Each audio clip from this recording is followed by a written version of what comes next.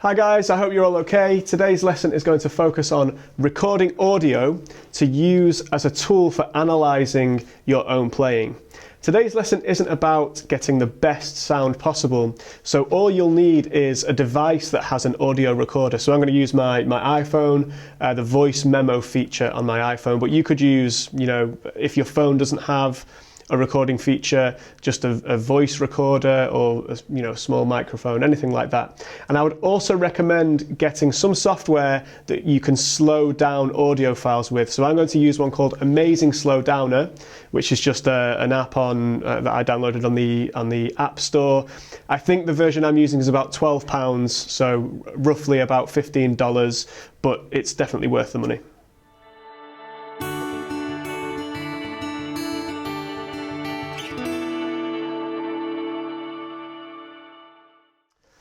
So what you're going to play will depend on which area of your playing you'd like to analyse, or which area of your playing you'd like to improve. But I think you can analyse a lot of elements of your playing within basically any style.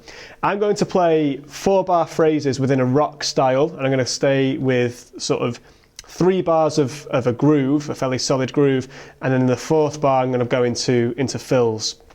And the things I'm going to try and analyse in my playing are my time, my feel, my touch, my stylistic awareness, so making sure that I'm not playing fills that sound too jazzy or too Latin, that fit within the sort of rocky, funky language. I'm also going to focus on my dynamics. Within my groove, I want my dynamics to sound quite consistent, so my snare drum backbeat, for example, wants to pretty much always be around the same quite loud volume, and my ghost notes want to be, always quite subtle. And that's my next thing I'm going to be looking out for, is a nice contrast, dynamic contrast between my accents and my ghost notes. I don't want everything to sound too flat. I want a nice contour in my dynamics. And I think the final thing I'm going to be listening out for is, does it groove? And I think the culmination of everything I've just spoken about, so time, feel, touch, dynamics, those things add up to it grooving. If one of those things is not quite right, it's not quite going to groove. So that's the last thing I'll be listening out for. We've spoken previously about where to place your device to get a decent sound. I found that in my room, behind me on my desk here, gives me quite a good overall image of how I'm sounding.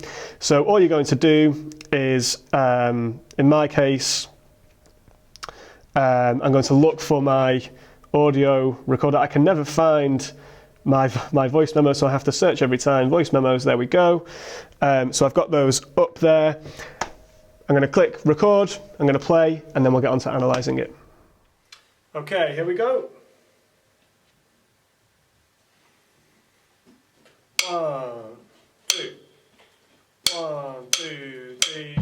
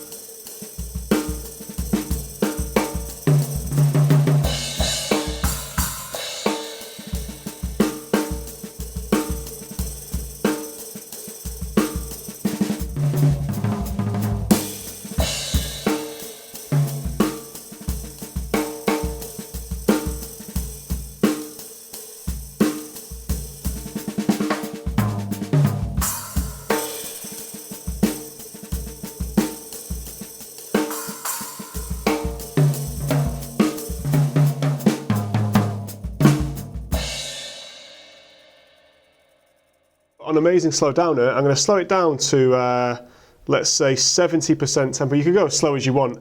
The slower that you go, the more you're going to hear. You'll have more time to analyse each note that you're hearing. But yeah, I'm going to go to 70% and see how that sounds. Well, roughly 70%.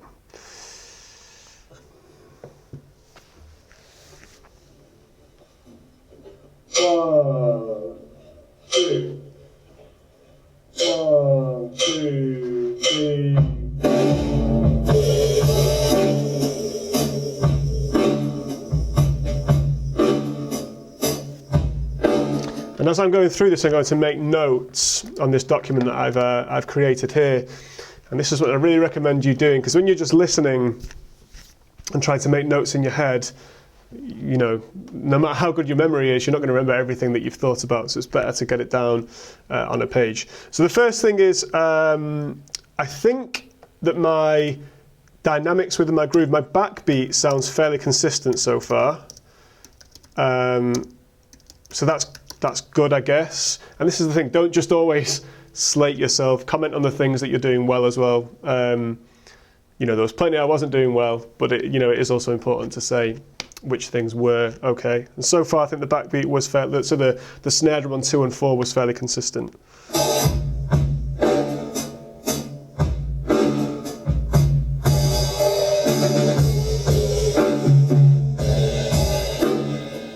Okay, so that I feel like the double strokes got a little bit lost, and maybe, you know, double strokes weren't the rhythm that I tried to play. Single strokes would have been better.